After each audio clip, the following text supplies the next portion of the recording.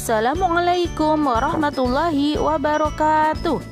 Apa kabar anak-anak kelas 6? Semoga kalian semua sehat, semangat, dan sungguh-sungguh dalam belajar. Anak-anak, pada hari ini kalian akan belajar muatan IPS. Kompetensi dasar yang akan kalian pelajari pada hari ini yaitu memahami makna proklamasi kemerdekaan, upaya mempertahankan kemerdekaan, dan upaya mengembangkan kehidupan kebangsaan yang sejahtera. Setelah kalian mempelajari materi ini, Ibu berharap kalian mampu menjelaskan makna proklamasi kemerdekaan, upaya mempertahankan kemerdekaan, dan upaya mengembangkan kehidupan kebangsaan yang sejahtera. Anak-anak, kemerdekaan yang diraih bangsa Indonesia merupakan hasil perjuangan seluruh rakyat dan bukan hadiah dari penjajah. Menjelang proklamasi kemerdekaan, rakyat Indonesia menghadapi berbagai peristiwa penting. Pada tahun 1937 sampai 1945 terjadi Perang Pasifik. Perang Pasifik terjadi antara Jepang melawan Sekutu. Hal ini membuat posisi Jepang menjadi terancam. Lalu Jepang berusaha menarik simpati rakyat Indonesia untuk membantu berperang melawan Sekutu. Salah satunya yang dilakukan oleh Jepang adalah dengan memberi janji kemerdekaan kepada bangsa Indonesia.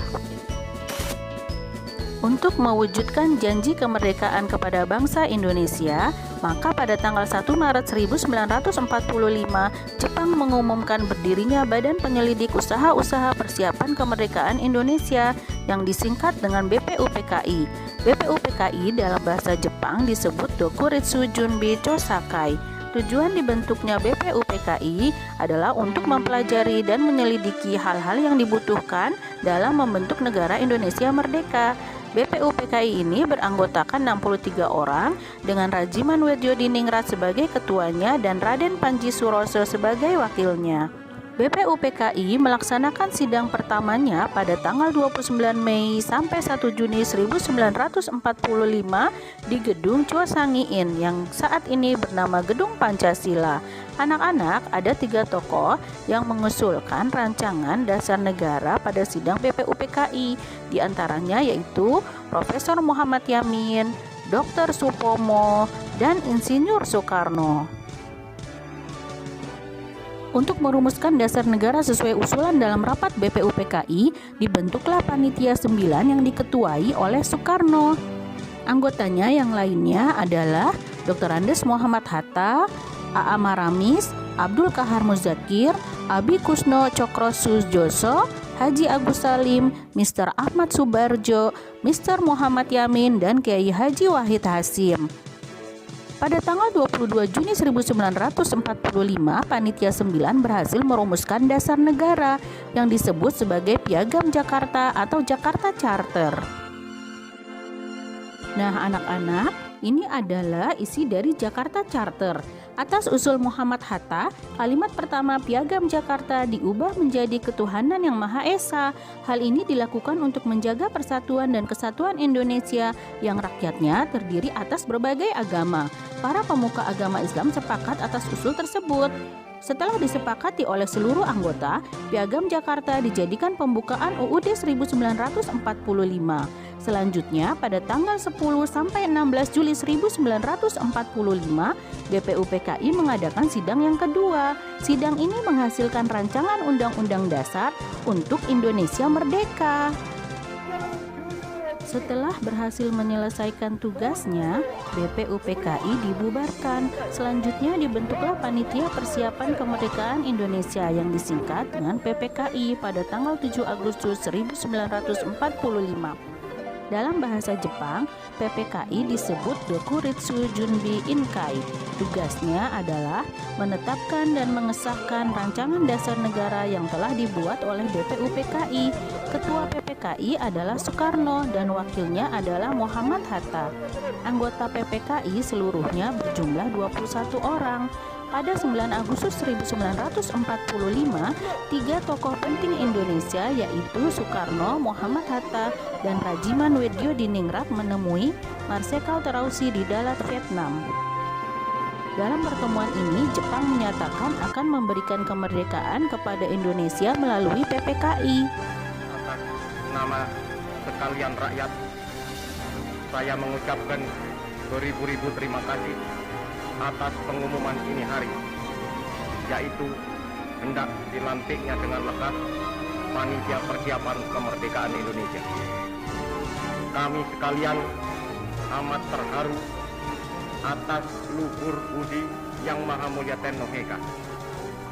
Kami sekalian akan membantu dengan keras segenap pekerjaan Panitia Persiapan Kemerdekaan agar supaya bisa berdiri dengan lekas, teguh, kekal dan abadi negara Indonesia merdeka.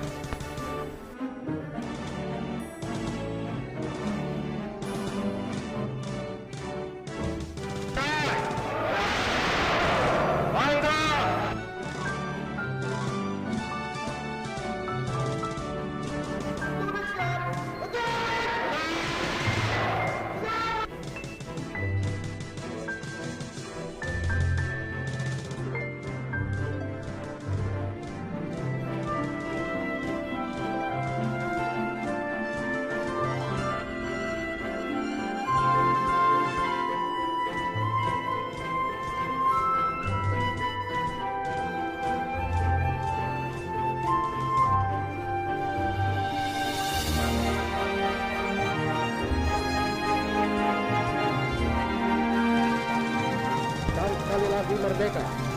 Bangsa Indonesia ingin merdeka. Dan walaupun tuan-tuan halangi dengan bom dan dinamit dan meriam yang berasal dari Australia, Amerika dan Inggris, kita akan merdeka. Kita tentu merdeka. Kita pasti merdeka sebagai matahari terbit di hari besok.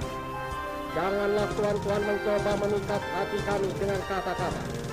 Sebab bangsa yang telah gandrung kemerdekaan tak dapat dipikat oleh kata-kata lagi.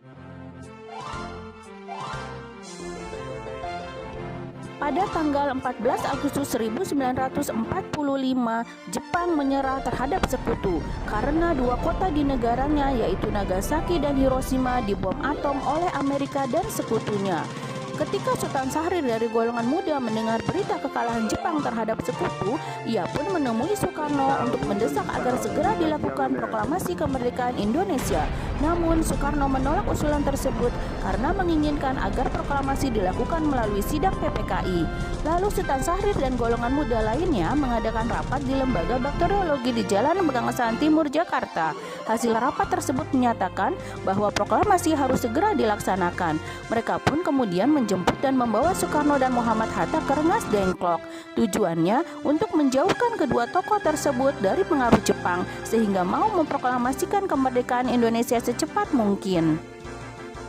Kalimat pertama naskah proklamasi diusulkan oleh Ahmad Subarjo, sedangkan kalimat kedua diusulkan oleh Muhammad Hatta.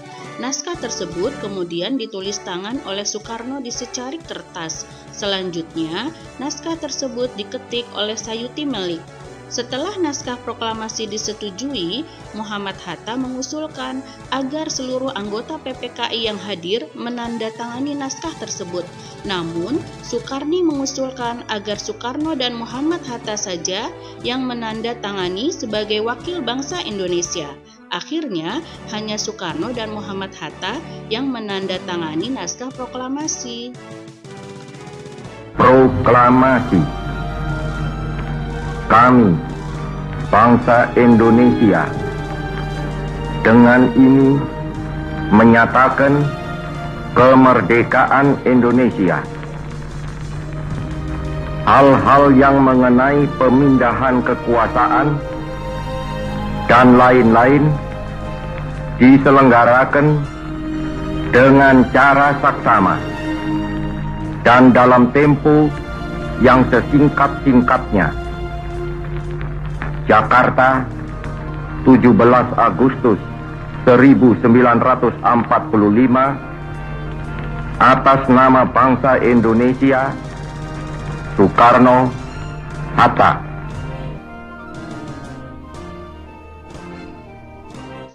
Anak-anak, meskipun bangsa Indonesia telah menyatakan kemerdekaannya, namun bangsa Indonesia masih harus tetap berupaya untuk mempertahankan kemerdekaan. Upaya mempertahankan kemerdekaan ini dilakukan oleh pemerintah dan bekerja sama dengan rakyat. Tentara dan rakyat berperang mengangkat senjata untuk mengusir bangsa asing yang ingin kembali menjajah Indonesia. Perjuangan dalam merangka mempertahankan kemerdekaan ini dilakukan dengan perjuangan secara fisik dan perjuangan secara diplomasi. Upaya mempertahankan kemerdekaan Indonesia yang dilakukan melalui perjuangan fisik antara lain adanya beberapa pertempuran. Pertempuran 5 hari di Semarang, pertempuran Medan Area, dan pertempuran-pertempuran yang lainnya. Marilah kita bahas satu persatu. Pertama, pertempuran 5 hari di Semarang. Pada Oktober 1945, pasukan Jepang yang masih berada di Semarang menyerang Tentara Keamanan Rakyat. Mereka ingin membebaskan orang-orang Jepang yang masih ditahan. Beredar isu bahwa Jepang meracuni sumber air minum di daerah Candi Semarang. Oleh karena itu, Dr. Karyadi sebagai Kepala Laboratorium Pusat Rumah Sakit Rakyat memeriksa sumber air tersebut. Akan tetapi, ia gugur dibunuh oleh tentara Jepang.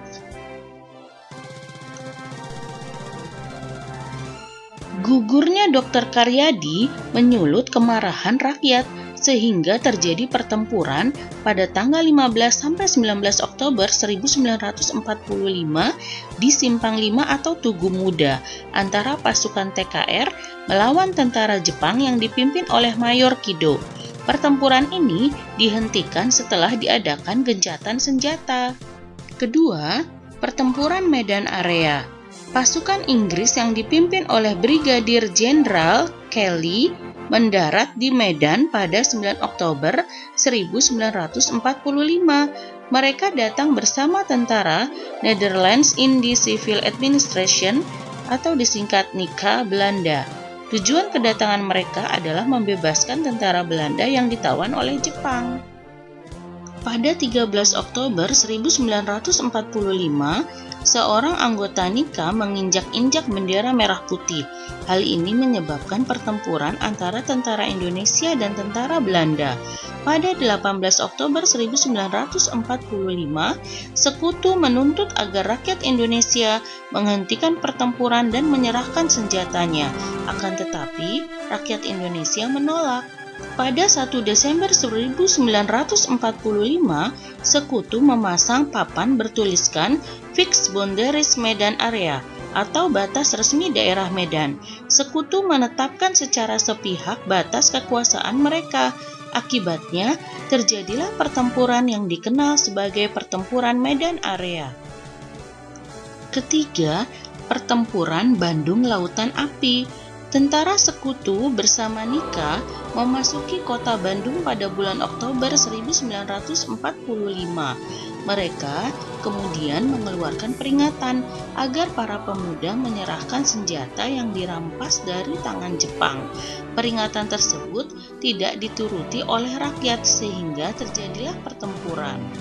Sekutu berhasil menduduki kota Bandung bagian utara dan merebut kantor-kantor pemerintahan pada 23 Maret 1946. Sekutu mengeluarkan peringatan kedua, isinya agar kota Bandung bagian selatan segera dikosongkan.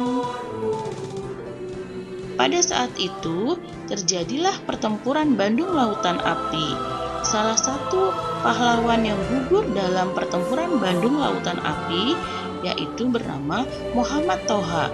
Ia berhasil meledakkan gudang senjata Sekutu. Karena banyaknya yang gugur, demi keselamatan rakyat dan kepentingan politik pemerintah RI, para pejuang yang dipimpin Kolonel Nasution mematuhi peringatan tersebut. Namun sebelumnya, para pejuang membumi hanguskan kota Bandung bagian selatan. Nah, peristiwa tersebut dikenal dengan nama Bandung Lautan Api. Keempat, pertempuran Ambarawa. Pasukan Sekutu datang ke Semarang di bawah pimpinan Brigadir Jenderal Bethel pada 20 Oktober 1945. Tujuannya untuk mengurus tawanan perang yang berada di penjara Ambarawa. Kedatangan mereka disambut baik oleh rakyat Indonesia. Pasukan sekutu tersebut ternyata disusupi oleh tentara Nika. Mereka membebaskan serta memberikan senjata kepada tentara Belanda yang ditawan oleh Jepang. Akibatnya, terjadilah pertempuran pada 20 November 1945. Dalam pertempuran itu, Letnan Kolonel Isdiman gugur, tepatnya pada 26 November 1945. Kolonel Sudirman menggantikan tugas-tugas Letkol Isdiman dalam memimpin pasukan Tentara Keamanan Rakyat. Pada 12-15 Desember 1945 terjadi pertempuran sengit yang disebut dengan Palagan Ambarawa. Dalam pertempuran tersebut, tentara sekutu berhasil dikalahkan. Nah, untuk memperingati peristiwa pertempuran di Ambarawa, dibangun sebuah monumen yang bernama Palagan Ambarawa. Tanggal 15 Desember pun diperingati sebagai Hari Infanteri. Kelima, pertempuran 10 November Surabaya. Tentara sekutu pertama kali mendarat di Surabaya pada tanggal 25 Oktober 1945. Pasukan ini dipimpin oleh Brigadir Jenderal Malabi. Sesuai kesepakatan dengan pemerintah Indonesia, tujuan kedatangan mereka adalah untuk melucuti senjata tentara Jepang dan membebaskan tawanan perang yang ditawan oleh Jepang. Pada tanggal 26 Oktober 1945, tentara sekutu menyerbu penjara Kalisosok untuk membebaskan perwira sekutu. Pada tanggal 27 Oktober 1945, tentara sekutu menduduki kantor pos besar, gedung Bank Internasional, dan pangkalan udara Moro Krembangan dan pelabuhan Tanjung Perak. Inggris juga menyebarkan pamflet melalui udara yang berisi perintah kepada rakyat Surabaya untuk menyerahkan senjatanya. Hal ini menyebabkan terjadinya pertempuran antara tentara sekutu dengan rakyat Indonesia di beberapa tempat. Pada tanggal 30 Oktober 1945 diadakan perundingan antara Presiden Soekarno, Muhammad Hatta, dan Amir Syarifuddin dengan Jenderal Malabi. Hasil perundingan tersebut adalah diadakannya gencatan senjata atau penghentian pertempuran. Setelah Soekarno kembali ke Jakarta, terjadi pertempuran lagi yang menewaskan Brigadir Jenderal Malabi.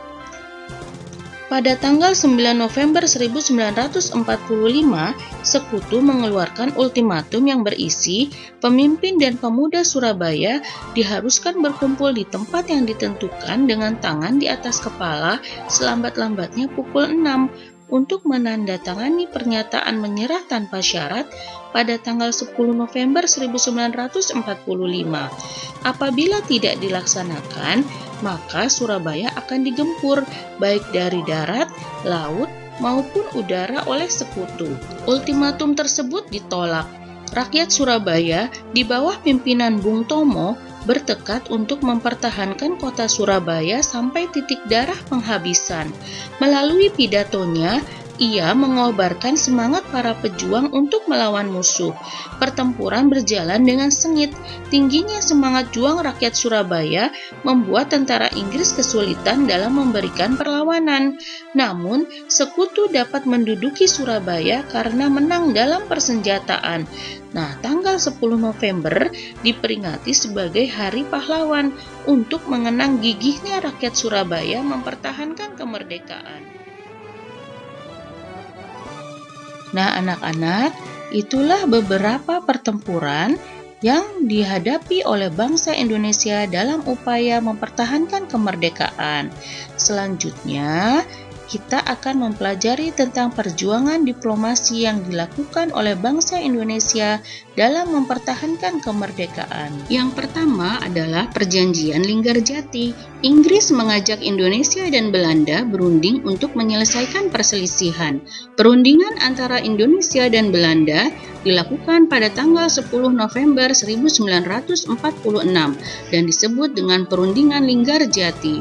Perwakilan Indonesia dipimpin oleh Perdana Menteri Sultan Syahrir, sedangkan Belanda dipimpin oleh Sir Merhorn. Hasil perundingan Linggarjati yang ditandatangani pada tanggal 25 Maret 1947 adalah sebagai berikut. Pertama, Belanda hanya mengakui wilayah Indonesia yang meliputi Sumatera, Jawa, dan Madura. Kedua, Republik Indonesia bersama Belanda bekerja sama membentuk negara Republik Indonesia Serikat atau disingkat dengan RIS. Ketiga, bersama-sama membentuk Uni Indonesia Belanda dengan Ratu Belanda sebagai ketuanya. Agresi Belanda Militer I terjadi karena Belanda mengingkari hasil perjanjian Linggarjati. Belanda ingin menjadikan Indonesia sebagai negara persemakmuran atau Commonwealth yang berbentuk federasi. Pada tanggal 21 Juli 1947, Belanda melakukan agresi militer Belanda I ke wilayah Jawa Barat, Jawa Tengah, Jawa Timur, dan Sumatera.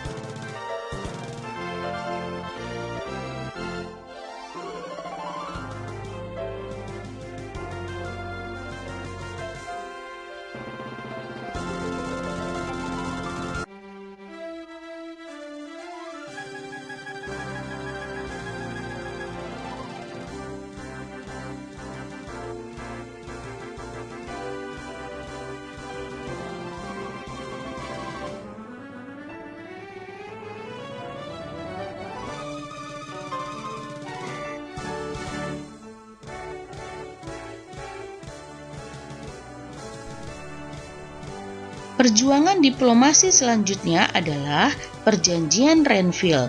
Agresi militer Belanda pertama mendapat protes dari masyarakat internasional. India dan Australia mengusulkan kepada Dewan Keamanan PBB agar sengketa Indonesia Belanda dimasukkan dalam agenda sidang PBB. Pada tanggal 1 Agustus 1947, PBB mengeluarkan perintah gencatan senjata antara Indonesia dan Belanda. Pada tanggal 11 Agustus 1947, Indonesia yang diwakili oleh Sultan Syahrir dan Agus Salim hadir dalam sidang Dewan Keamanan PBB. PBB mengusulkan untuk dibentuk Komisi Tiga Negara disingkat KTN. Pada tanggal 11 Agustus 1947, Indonesia yang diwakili oleh Sultan Syahrir dan Agus Salim hadir dalam sidang Dewan Keamanan PBB. PBB mengusulkan untuk dibentuk Komisi Tiga Negara yang beranggotakan Australia, Belgia, dan Amerika Serikat untuk menghentikan sengketa antara Indonesia dan Belanda. Indonesia diwakili oleh Australia, Belanda diwakili oleh Belgia, dan Amerika Serikat sebagai penengah. Perundingan antara Indonesia dan Belanda pada tanggal 8 Desember 1947 dilakukan di atas kapal USS Renville milik Amerika Serikat yang sedang berlabuh di Teluk Jakarta. Wakil Indonesia dipimpin oleh Amir Syarifuddin, sedangkan wakil Belanda dipimpin oleh Abdul Qadir Widjojo Atmojo. Perundingan ini disebut Perjanjian Renville. Isi Perjanjian Renville adalah sebagai berikut.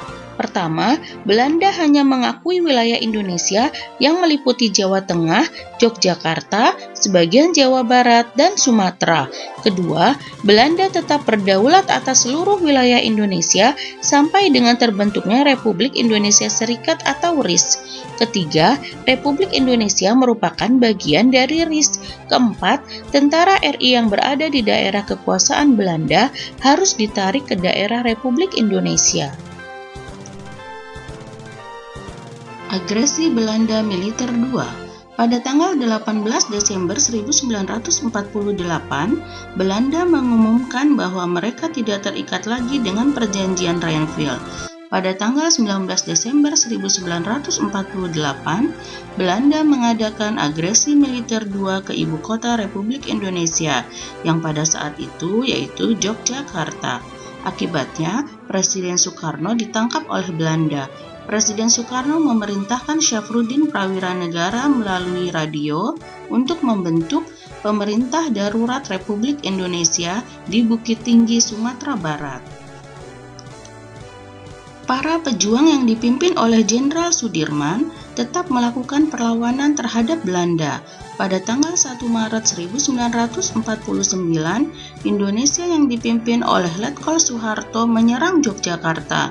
Dalam penyerangan ini, TNI berhasil menduduki kota Yogyakarta selama 6 jam dengan tujuan untuk 1. Menurunkan mental pasukan Belanda. 2. Meningkatkan kepercayaan diri dan semangat juang bagi Indonesia.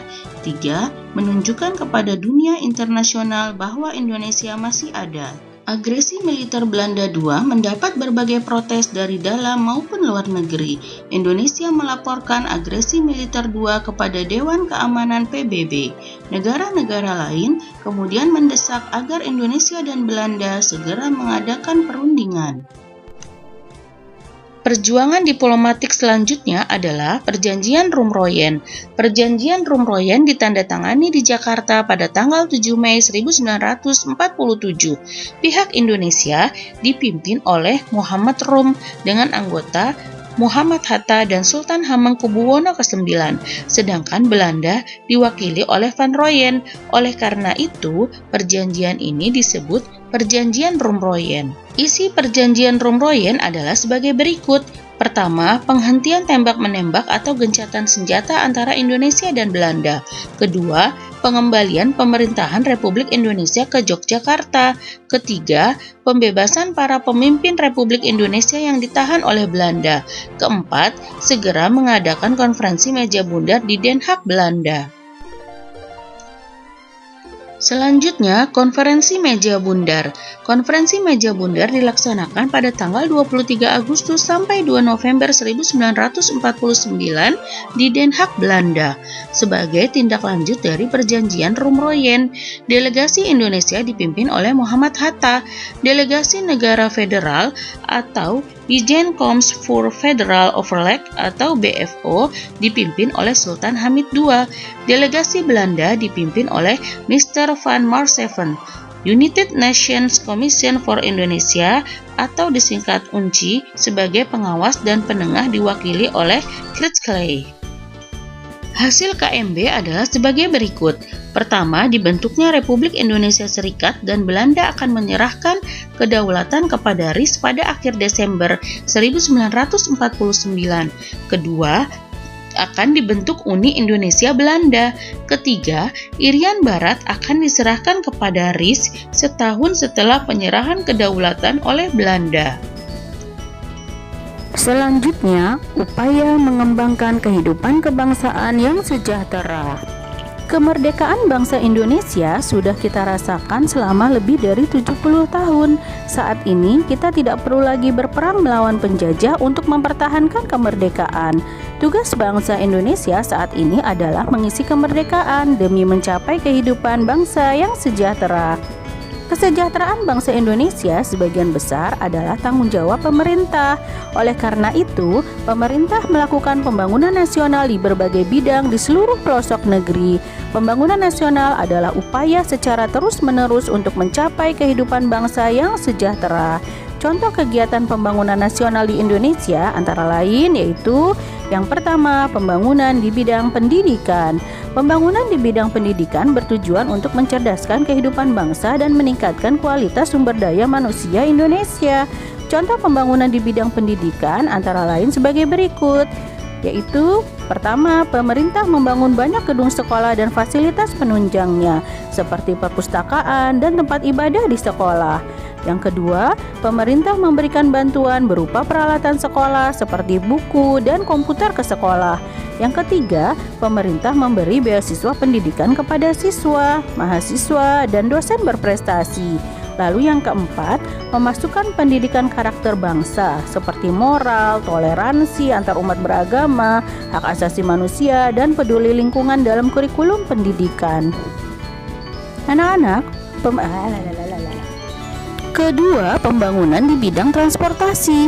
Setiap hari kita pergi ke sekolah. Untuk bisa sampai ke sekolah, kita melewati jalan raya dan kadang jembatan. Jalan raya dan jembatan adalah contoh fasilitas transportasi yang dibangun oleh pemerintah dari pajak dan hasil usaha negara. Fasilitas transportasi menjadi sangat penting untuk membantu mobilitas atau kegiatan antar tempat masyarakat. Contoh pembangunan di bidang transportasi yang dilakukan pemerintah antara lain sebagai berikut. Pembangunan jalan Trans Papua untuk menghubungkan provinsi-provinsi di Pulau Papua, dan juga pembangunan jalan Trans Sumatera untuk menghubungkan provinsi-provinsi di Pulau Sumatera. Lalu pembangunan jalur busway, kereta rel listrik, serta kereta cepat dan MRT di Jakarta diharapkan dapat mengurangi kemacetan dan penggunaan kendaraan pribadi. Lalu ada pembangunan tol laut untuk menghubungkan pelabuhan-pelabuhan besar di Indonesia.